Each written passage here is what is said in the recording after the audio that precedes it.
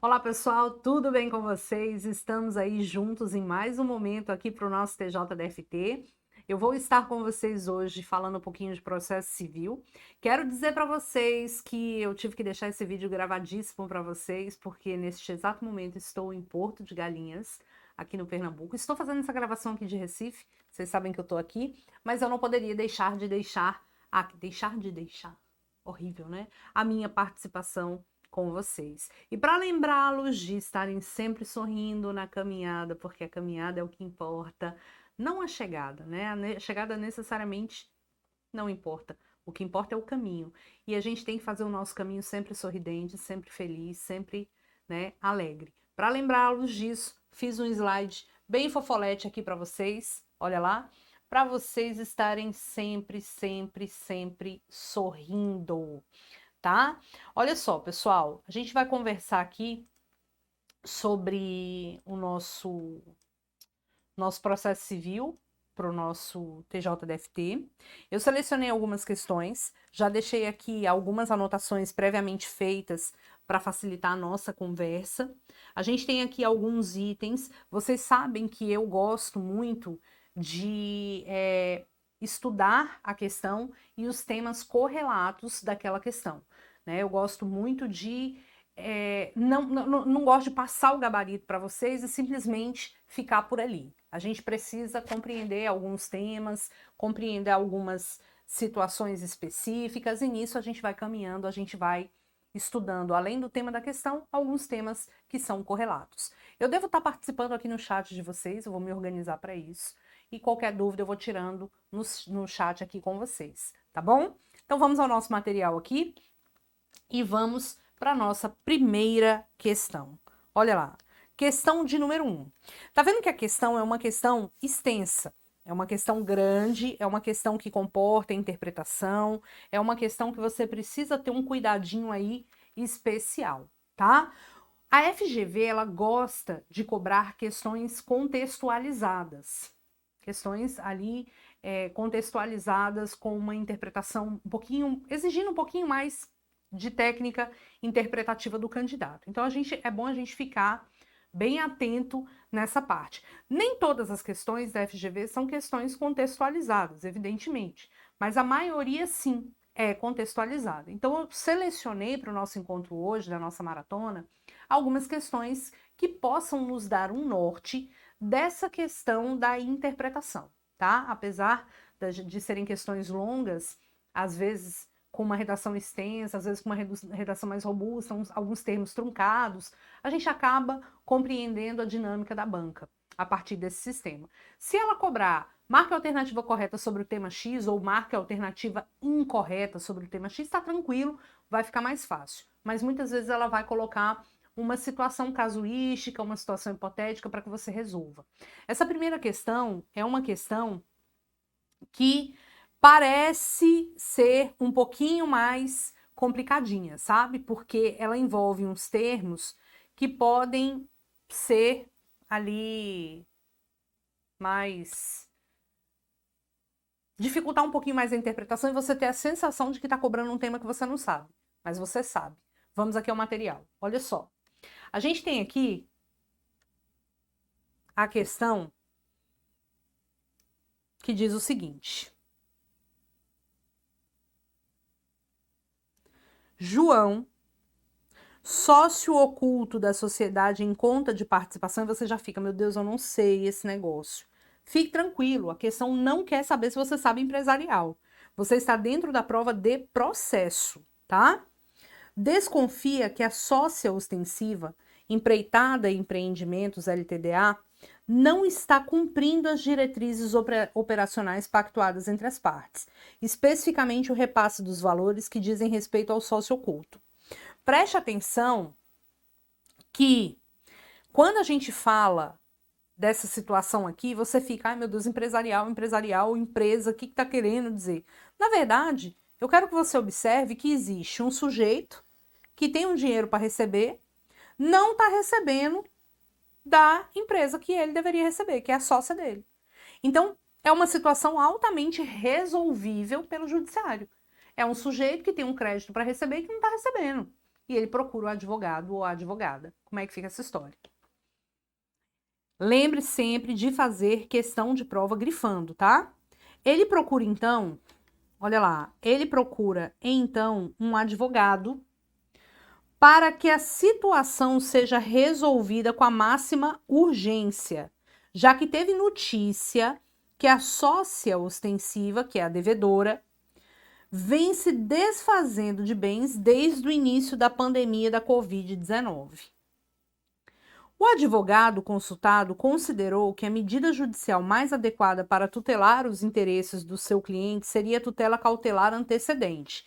Ah, agora eu já identifiquei o que é que a questão está me cobrando. A questão está cobrando de você tutela cautelar, ok? Então, a gente está falando aqui uma questão que está cobrando tutela provisória. E tutela provisória é tema do processo civil e a banca quer saber se você sabe como que funciona o procedimento dessa tutela provisória, a fim de obrigar a sócia a cumprir as obrigações assumidas no contrato social. Então, a gente tem que observar que o procedimento foi uma tutela cautelar antecedente.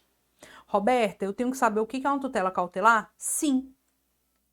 Só que a gente vai observar aqui que essa tutela cautelar antecedente que ele promoveu não deu certo, porque ela foi indeferida pelo juiz por entender que não estariam presentes os requisitos autorizadores da medida. Diante dessa situação jurídica, no que diz respeito à tutela cautelar antecedente, é correto afirmar que o que o João vai fazer? Bom, para explicar essa parte para vocês, a gente tem que lembrar da questão das tutelas provisórias. O que a gente fala de tutela provisória aqui? O processo, ele começa e ele termina. E muitas vezes, ao longo dessa caminhada, do início ao fim, a gente tem demora, a gente tem situações que acontecem, peculiaridades que acontecem. A gente pode ter uma série de situações, tá? Que podem acontecer. Uma série de situações que podem acontecer. E essas variadas situações, elas precisam muitas vezes serem resolvidas ao longo do processo. Imagina você, eu tenho um plano de saúde e eu preciso fazer uma cirurgia de urgência. Estou morrendo e eu preciso fazer uma cirurgia de urgência. E o plano de saúde nega essa cirurgia. Você vai ajuizar uma ação contra o plano de saúde para resolver esse problema. E quando você ajuiza essa ação contra o plano de saúde para resolver o problema, a gente tem ali, né, questões que são urgentes, como, por exemplo, o tratamento médico que eu preciso imediatamente. Não dá para eu ajuizar a ação e esperar o processo terminar, porque pode levar anos e eu morro no meio do caminho. Então, para essas situações peculiares, a gente tem medidas peculiares do processo civil para resguardar situações, para assegurar situações. Imagina você que o Aragonê me deve 50 mil reais. E eu percebo que, se o Aragonê não me pagar, qual é a saída normal que o processo civil me dá?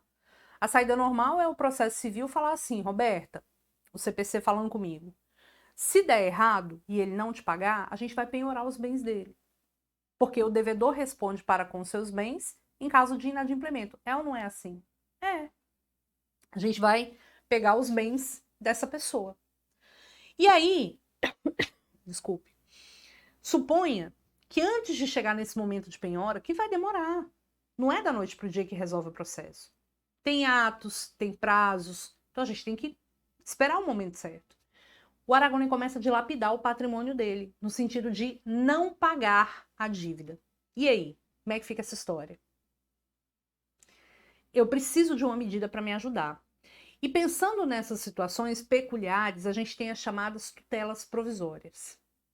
Já deixei um esquema para você do coração aqui. Olha só. Esqueça a questão por enquanto.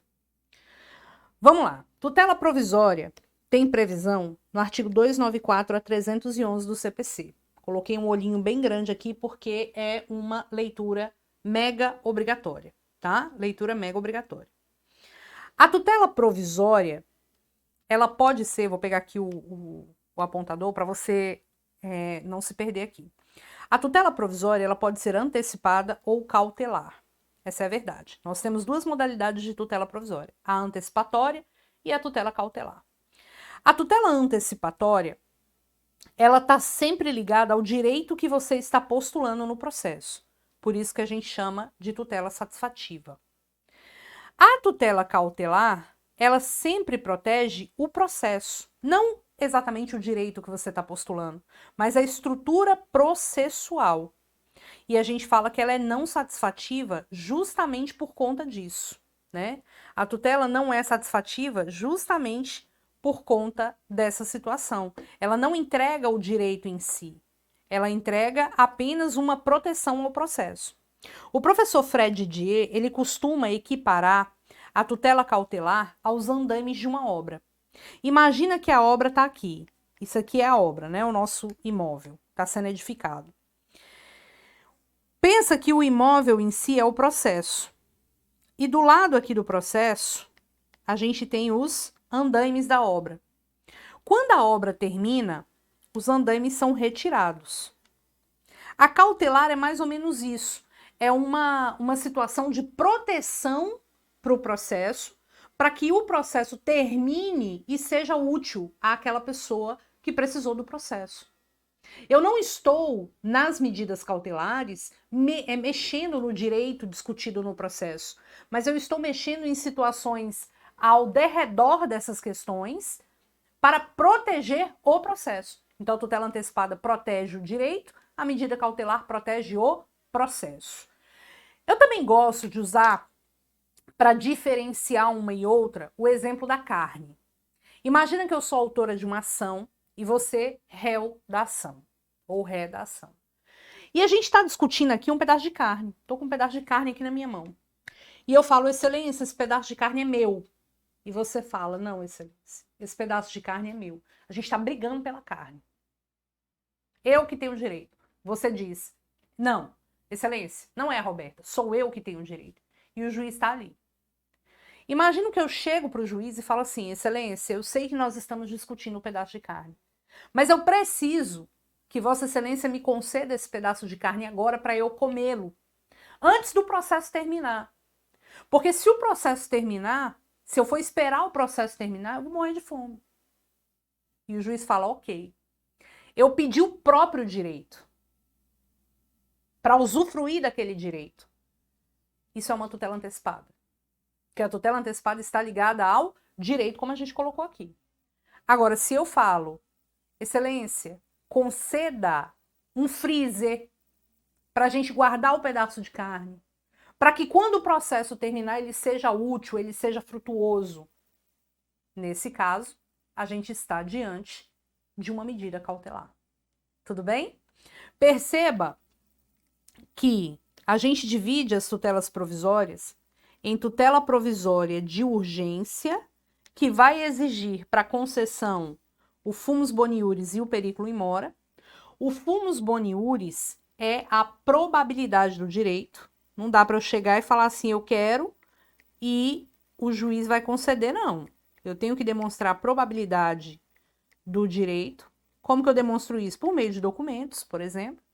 E eu tenho que demonstrar o perigo da demora. Então, quando a medida for uma medida de urgência, você tem que ter a demonstração da probabilidade do direito e do perigo da demora. Por isso que envolve a urgência. O que caracteriza exatamente a tutela de urgência é o periculum in mora. Só que aí, se esse periculum in mora estiver ligado aqui ao próprio direito, eu vou para a tutela antecipada. Se o periculum in mora estiver ligado ao processo, eu vou para a tutela cautelar. Entendeu? Observando essa estrutura aqui, lembra do pedaço de carne. Lembra dos andames da obra aqui do professor Fred. Agora, preciso que você entenda que a evidência exige o fumus boniuris, mas ela não exige periculum in mora. E a evidência é sempre uma tutela antecipada. Não existe, eu vou botar aqui embaixo, olha só, não existe tutela antecipada de evidência cautelar.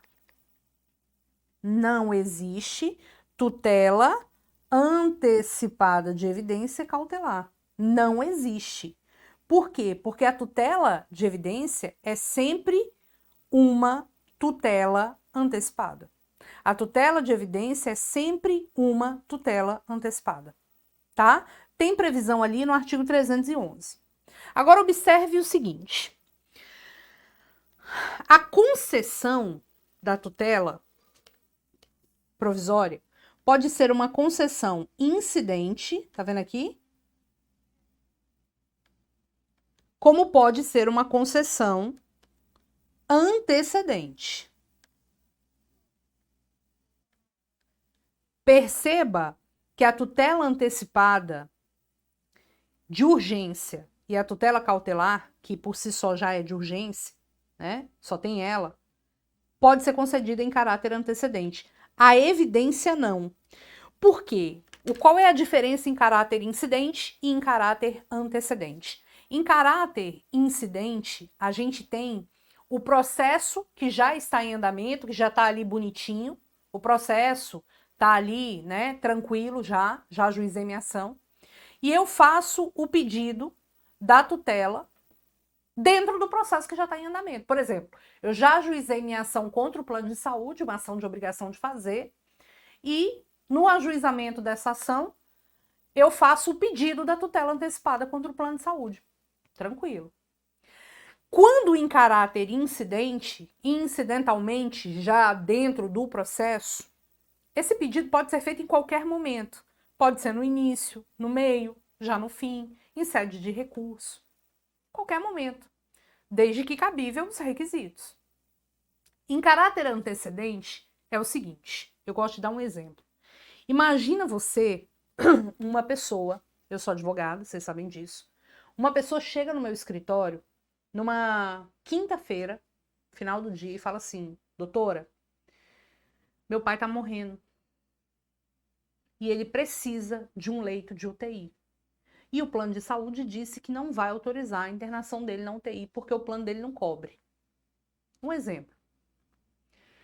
Não dá tempo de eu, Roberta, sentar a bunda na cadeira, até porque, sobretudo, se eu não tiver se eu nunca tiver feito uma ação desse tipo, não dá tempo de eu sentar na cadeira, fazer minha petição contra o plano, pesquisar, escrever tudo, falar do contrato, falar da cláusula abusiva, falar disso, falar daquilo outro. Não dá tempo. O que eu faço? O CPC de 2015, ele veio para otimizar determinadas situações. E aí, o que aconteceu? Ele introduziu a possibilidade de você fazer esse pedido em caráter antecedente. Tipo assim, resumidamente, breve, rápido, eu vou explicar para o juiz na minha petição inicial, ao invés de fazer aquela petição inicial robusta, completa, eu vou explicar para o juiz a minha petição inicial e vou falar assim: juiz, é o seguinte, eu quero como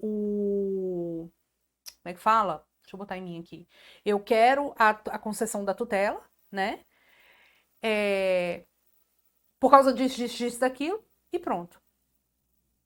É coisa simples, rápida e breve. O CPC autorizou que você possa fazer isso nas tutelas de urgência, tanto a antecipada quanto a cautelar. Então, a gente tem a possibilidade de concessão antecedente da tutela antecipada e da tutela cautelar. Tá? Aí, o que acontece? Em caráter antecedente, então, a gente vai ter um primeiro momento, dá uma olhada aqui, ó. Um primeiro momento que eu deixei de amarelinho aqui, que a gente vai tentar resolver só essa parada da urgência. Quando o juiz resolve essa questão da urgência, ele vai dar uma decisão, tá vendo? Eu botei ela bem aqui, ó. Ele vai dar uma decisão. No caso dessa decisão, independentemente do conteúdo, quando sair essa decisão, que óbvio é uma decisão interlocutória, porque ela não vai encerrar o processo, ela tá resolvendo rapidinho ali só a urgência, e essa ação ela vai ser proposta no mesmo lugar, né, de competência da ação principal. Eu vou fazer uma emenda, vou fazer uma petição aqui, independentemente do resultado, tá? Para emendar essa inicial aqui. Depois, com calma, com tranquilidade, dizendo para o juiz qual é o meu pedido principal, o que eu pretendo. Então, nesse primeiro caso aqui, que se fosse nessa tutela antecipada aqui, antecedente, se fosse ação contra o plano de saúde, o que eu ia fazer? Eu ia falar, juiz, o negócio é o seguinte, eu preciso da internação agora. Eu ia falar só sobre isso aqui. Se o juiz concede aqui, depois eu ia emendar falando, olha, a minha ação aqui é contra o plano de saúde, o meu pedido vai ser esse, as provas são essas, os documentos estão aqui, tudo bonitinho. E se o juiz aqui conceder a internação aqui, ó, é óbvio que o adverso, que nesse caso é o plano de saúde, teria que fazer um agravo de instrumento. Porque se ele não recorrer dessa decisão, é como se ele tivesse, num primeiro momento, concordando. O processo vai ser extinto. Porque a gente chama isso de estabilidade da tutela antecipada. O CPC trouxe essa previsão. Ele fala assim, olha, se a parte adversa não agravar da decisão, o processo vai ser extinto e a decisão se torna estável. Mas pode o plano de saúde, nesse caso, o adverso, tentar resolver essa situação em outro processo. Ele tem 2 anos para reajuizar essa ação. Só que aí já começa a complicar. Então, a decisão aqui pode se tornar estável. Só que essa estabilidade só acontece na tutela antecipada antecedente. Não acontece na cautelar. Por quê? Porque é muito óbvio, a tutela antecipada ela mexe com o direito. Então dá para estabilizar. A tutela cautelar ela não mexe com o direito da pessoa ali no processo. É só uma medida para proteger o processo. Então não tem como estabilizar nada, porque eu não estou mexendo com o direito. Agora, seja nesse primeiro caso, seja nesse segundo caso, eu vou fazer a minha petição para poder emendar ali a situação, né? Para que o processo continue. Então veja que em caráter antecedente, eu só discuto ali num primeiro momento a urgência peculiar do caso. Se o juiz conceder, eu vou continuar o processo. Se o juiz não conceder, eu vou continuar o processo do mesmo jeito. Tá? Agora vamos lá. Vamos voltar na questão. Você viu que essa questão é uma questão de um credor normal que está contra o devedor normal. Ele pediu uma tutela cautelar antecedente. Então, ele veio para esse lado aqui. Quando o juiz deu a decisão aqui, o juiz não concedeu. O que ele vai fazer? A pet dele, informando e complementando a petição inicial. Então, aqui nessa questão, o que a gente vai observar? A gente vai observar que ele deverá distribuir uma nova ação por dependência? Claro que não. Deverá adotar medidas pertinentes para reverter a situação e obter decisão favorável acerca da tutela cautelar, para, enfim, viabilizar a formulação do pedido principal? Não, porque eu não preciso ter obrigatoriamente a concessão do pedido, né? Não preciso obrigatoriamente ter a concessão do pedido. Deverá formular o pedido principal nos autos da tutela cautelar antecedente, pois o indeferimento da tutela cautelar não obsta que a parte formule o pedido principal, podendo cumular os pedidos de obrigação de fazer e cobrança sob procedimento comum. Certíssimo. Letra C de casa. Ok?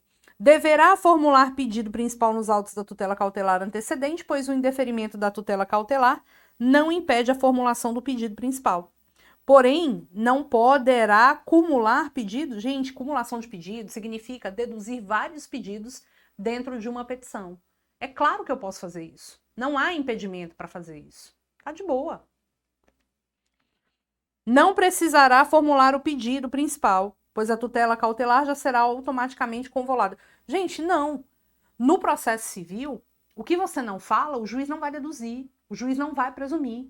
Se você não fizer a petição, o processo vai ser extinto. Ninguém vai dar continuidade tentando imaginar o que você quer.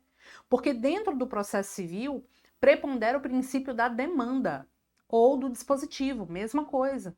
O juiz ele tem que permanecer adstrito ao que for pedido. O que não é pedido não está no processo, não está nos autos, o juiz não vai deduzir, tá bom? Então, olha lá, dá o print nessa telinha aí, dá o print nessa outra telinha aí maravilhosa para vocês, tá? Tutela provisória antecipada e cautelar. A tutela de evidência, que tem previsão no artigo 311, você vai observar que ela tem incidência somente quando for caso de evidência do direito. A parte, ela demonstra uma evidência do direito e pede a tutela antecipada. Agora, como é uma tutela antecipada, é óbvio que está ligado ao direito da parte, né? Óbvio. Vamos para a questão de número 2, que traz a questão da legitimidade ad causam. Diz a questão número 2 o seguinte: o Ministério Público, por intermédio do seu promotor de justiça com a atribuição autorizado pelo ordenamento jurídico, ajuiza uma ação em nome próprio na defesa dos interesses de um incapaz. Nesse caso, é correto afirmar que o Ministério Público atuará na qualidade de... Bom, essa questão é uma questão que envolve a parte de legitimidade ad causam. Eu peço, Vênia, a vocês para mostrar um artigo aqui para vocês do Código de Processo Civil, que é o artigo 17. O artigo 17, deixa eu voltar aqui, diz o seguinte: para postular em juízo é necessário ter interesse e legitimidade. Esse artigo 17 faz referência às condições da ação. Professora, o que é isso? Eu preciso demonstrar legitimidade e interesse. O interesse é o seguinte: eu não tenho como ajuizar uma ação e não mostrar para o juiz que eu preciso daquela decisão dele, né? Tipo, eu emprestei 50 mil reais para o Aragonê. Ainda nem chegou a data do vencimento do pagamento e eu já estou dizendo para o juiz: ó, juiz, o negócio é o seguinte, ele não vai me pagar. Não, não é assim, né? Eu preciso demonstrar o interesse, a pertinência da decisão judicial. Ora, se nem venceu a dívida, como é que eu ainda já estou querendo cobrar? Não tem como, eu não sei se ele vai pagar, se ele não vai pagar, não tem como definir isso. Então eu não teria interesse. A legitimidade é você ser o dono do direito que está sendo discutido no processo. Se eu, Roberta, bato o carro meu de Roberta, o Aragonê, por mais amigo que seja meu, ele não pode ajuizar a ação por mim. Ele não pode fazer isso. Ah, Roberta, você tá dormindo no ponto, deixa eu resolver isso para você, né? Eu vou resolver isso para você agora. Não tem como. Porque a quem tem que resolver os seus problemas é o dono do direito. Então, o artigo 18 diz o seguinte, olha lá: ninguém poderá pleitear direito alheio em nome próprio, salvo quando autorizados pelo ordenamento jurídico. Então, para você pleitear o seu direito, você tem que estar em seu nome. Não pode uma outra pessoa postular o seu direito por você. Isso é a chamada legitimidade para a causa, ou também comumente conhecida como legitimidade ad causam, que a gente adora o momento brega, né? Legitimidade, para a causa, tá? Legitimidade para a causa. E aí, o que vai acontecer? A gente tem duas modalidades de legitimidade. Nós temos a legitimidade ordinária e a legitimidade extraordinária. A gente vai chamar carinhosamente a legitimidade ordinária de LO e a legitimidade extraordinária de LE. A LO é a regra, a LE é a exceção. A legitimidade ordinária significa você pleitear em nome próprio direito próprio, quer dizer, você vai ajuizar a ação para postular o seu direito, E você vai ajuizar em nome próprio para postular direito alheio quando for autorizado pelo ordenamento jurídico que alguém possa fazer isso. Só que eu quero que você observe que é sempre em nome próprio. Não tem como postular em nome alheio direito alheio, é sempre em nome próprio. Então, se Roberta tem o plano de saúde, que é a ajuização contra o plano de saúde, é Roberta versus o plano de saúde. Roberta, em nome próprio, nome de Roberta, pleiteando direito de Roberta, que é o direito próprio. Agora, imagina o Ministério Público, em nome de Ministério Público, ajuizando uma ação contra alguém, vamos botar aqui contra A, mas o MP está postulando, como aqui na questão está falando, o direito de um incapaz. O conceito de incapaz é lá do Código Civil, né? Artigo 3º e 4º, absolutamente e relativamente incapaz. Mas ele está pleiteando, olha lá, em nome próprio, nome de MP, vou até botar aqui, ele está em nome próprio, nome de MP, postulando os direitos de um incapaz. Então, ele está em nome próprio, postulando o direito alheio. O MP, ele vai estar aqui, nesse caso, em nome de MP, postulando o direito de um incapaz. Olha que sensacional. Então, ele está na legitimidade extraordinária.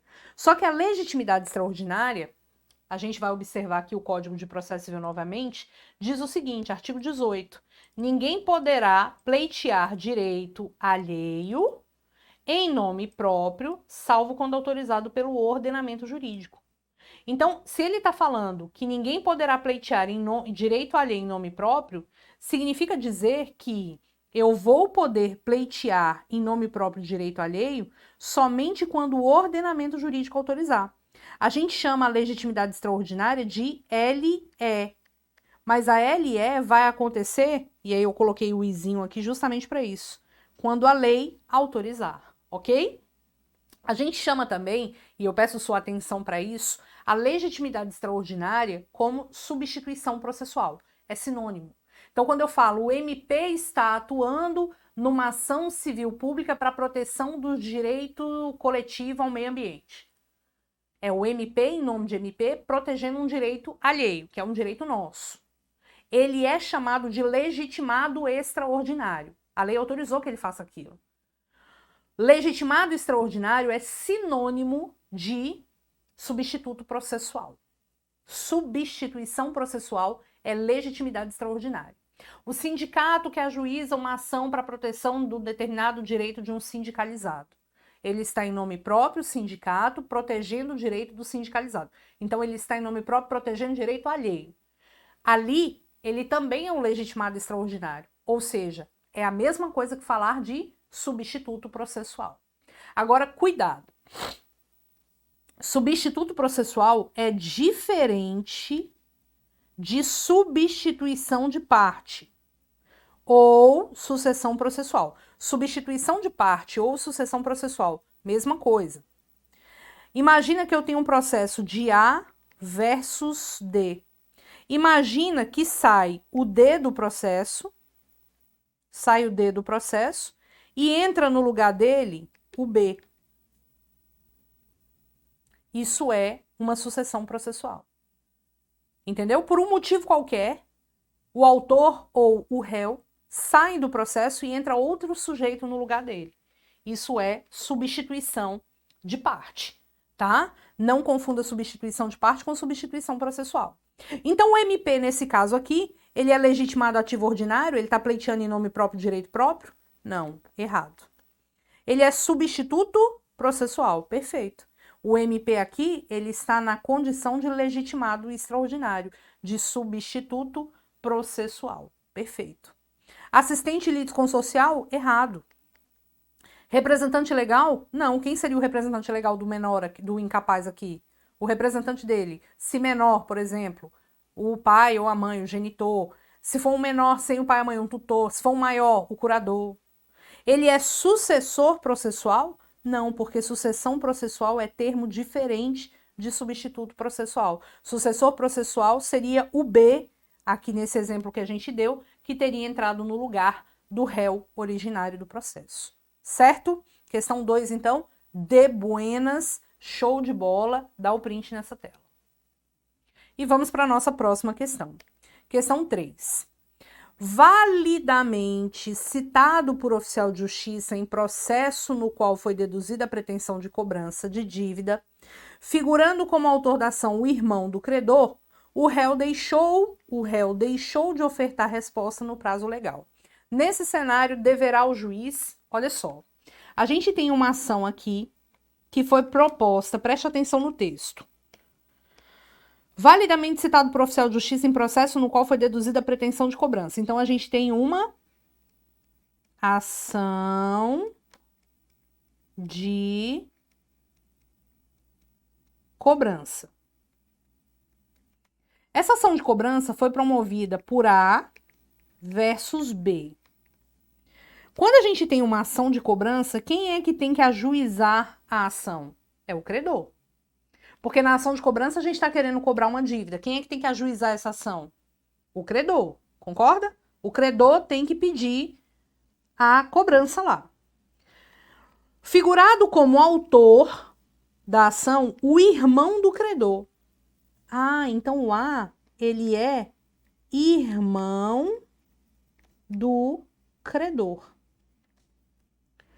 O réu deixou de ofertar resposta no prazo legal. Então, o réu, ele foi devidamente citado e ele não ofereceu resposta. Então, ele é revel.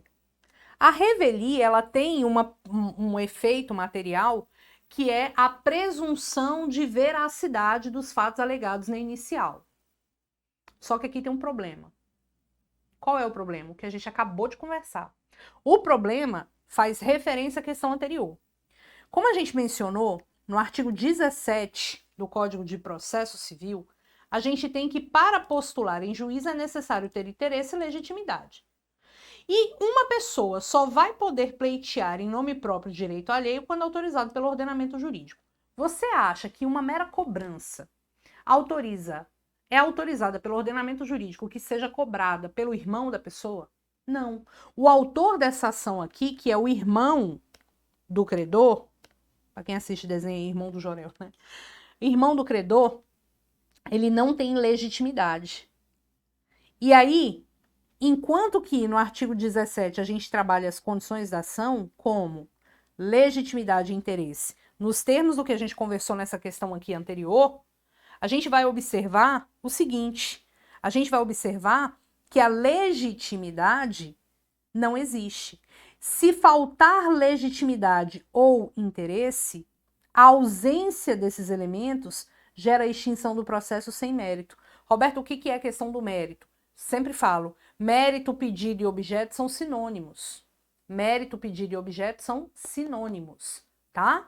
Então, o que acontece?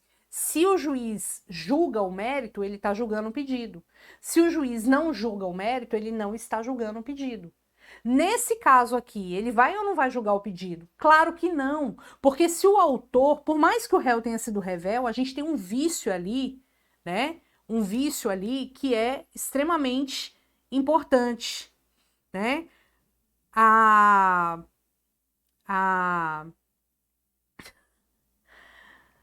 questão da ilegitimidade do autor, tudo bem? A questão da ilegitimidade do autor. Nesse caso, a gente vai observar que quando falta a condição da ação, a gente vai ter a extinção sem mérito por carência de ação. Então, qual o item que a gente marca aqui nessa questão, pessoal? Olha lá, o juiz, nesse cenário, deverá julgar procedente o pedido em razão da revelia? Claro que não! Claro que não! A revelia não vai tornar o A parte legítima, porque a revelia não tem esse dom mágico, né? Decretar a revelia do réu e deferir as provas? Que prova? A pessoa que está ali no processo não é legitimado.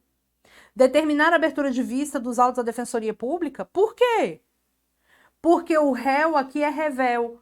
Sim, mas não é todo caso de qualquer revelia que enseja a designação da Defensoria Pública, não.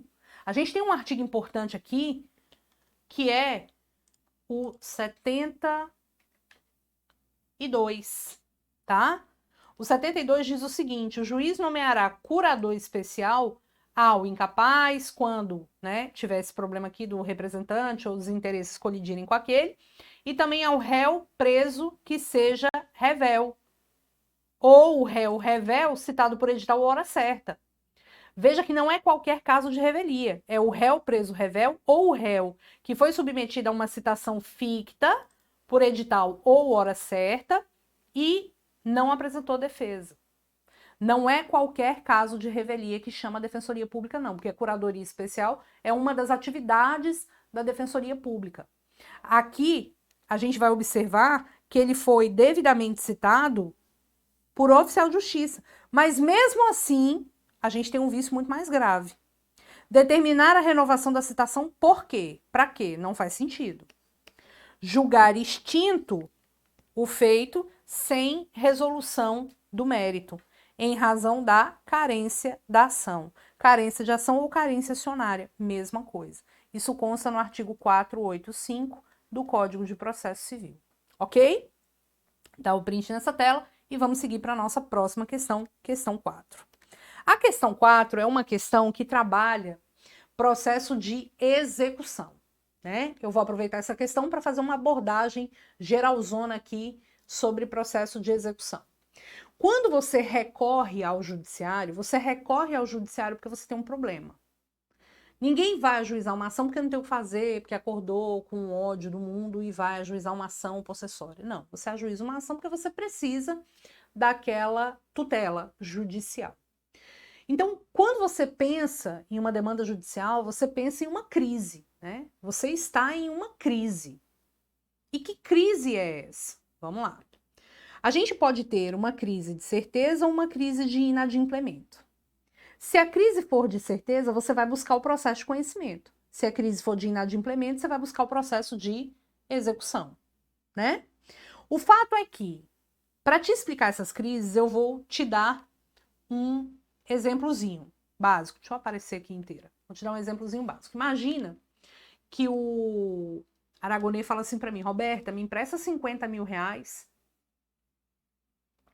Aí eu digo: sim, empresto. Quando você me paga? Aí ele fala: ó, dia 10 do mês que vem. Eu digo: tudo bem, dia 10 do mês que vem você me paga então. Tá tudo certo. No dia 10 ele não me pagou. Só que eu não peguei um documento, ele não assinou nada, eu não fiz nada. Imagina que você é o juiz do caso. E eu chego para você e falo assim: excelência, o Aragonês me deve 50 mil reais, manda ele pagar. Você vai olhar para mim e vai falar assim: minha filha, louca do pântano, ou doidinho do sertão, você tá pensando o quê? Prova que ele te deve 50 mil reais. Vou te dar uma oportunidade para provar aqui dentro desse processo. Você tá vendo que eu não consegui te demonstrar a certeza do meu direito. Né? Não existe a certeza do direito. Então, nesse caso, a certeza, ela precisa ser dada pelos meios de prova. Então, eu vou ajuizar uma ação de cobrança, vou tentar provar que ele me deve, etc, etc. Agora, olha a outra situação. Aragonês, quando você me paga? Ele diz dia 10 do mês que vem. Eu falo: então tudo bem. Se você vai me pagar dia 10 do mês que vem, me dá um cheque pro dia 10 do mês que vem.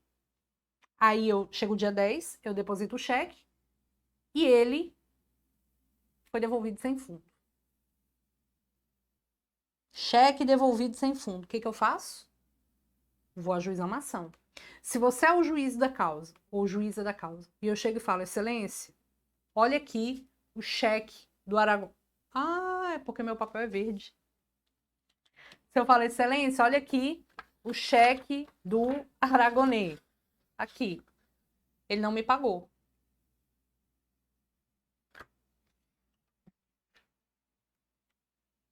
Já vai olhar contra os olhos. Você vai falar: realmente, manda ele pagar.